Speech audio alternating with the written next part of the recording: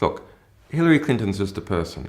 I actually feel quite sorry for Hillary Clinton as a person because I see someone who is eaten alive by their ambitions, tormented, literally to the point where they become sick.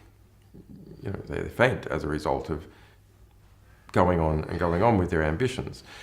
But she represents a whole network of people and a network of relationships also with particular states. The question is, how does Hillary Clinton fit in this broader network?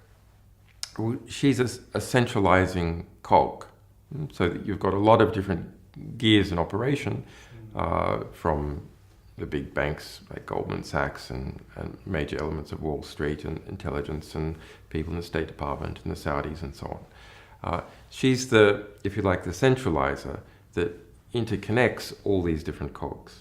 She's a smooth central representation of all that. And all that is more or less what is in power now in the United States. It's what we call the establishment or the DC consensus and its influences. In fact, one of the more significant Podesta emails that we released was about how the Obama cabinet was formed.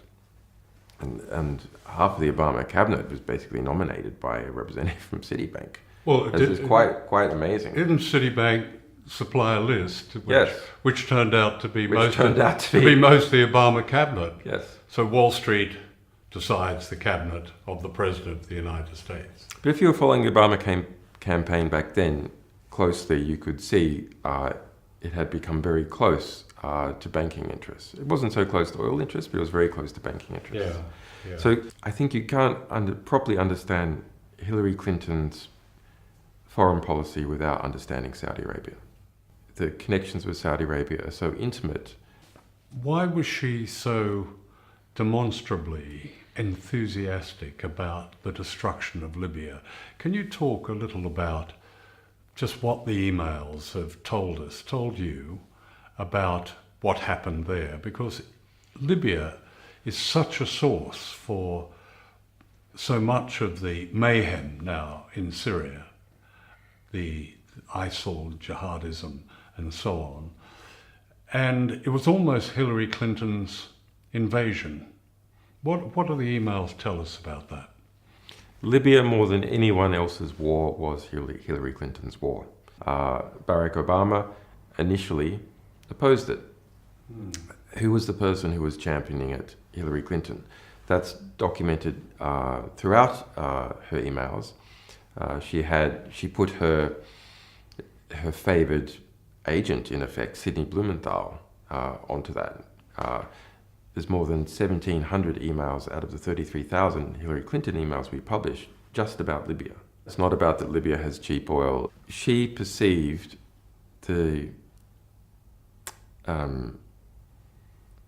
removal of Gaddafi and the overthrow of the Libyan state, something that she would use to run in the general election for president. So late 2011, there's an internal document called the Libya TikTok that is produced for Hillary Clinton, and it's a chronological description of how Hillary Clinton was the central figure in the destruction of the Libyan state. As a result, there was around 40,000 deaths within Libya. Jihadists moved in, ISIS moved in.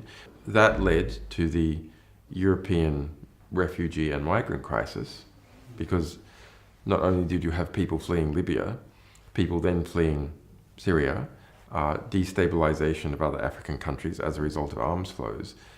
The Libyan state itself was no longer able to control movement of people through it. The Mediterranean, Libya faces onto the Mediterranean. And so it had been effectively the cork in the bottle of Africa. So all problems, economic problems, civil war in Africa, previously people fleeing those problems didn't end up in Europe because Libya policed the Mediterranean. And that was said explicitly at the time, back in early 2011 by Gaddafi. What do these Europeans think that they're doing, trying to bomb and destroy the Libyan state? There's going to be floods of migrants out of Africa and jihadists into Europe, and that is exactly what happened. You get a lot of complaints from people saying, what is WikiLeaks doing? Are they trying to put Trump in the White House? My analysis is that Trump would not be permitted to win. Why do I say that? Because he's had every establishment offside. Trump doesn't have one establishment, maybe with the exception of the evangelicals, if you can call them an establishment.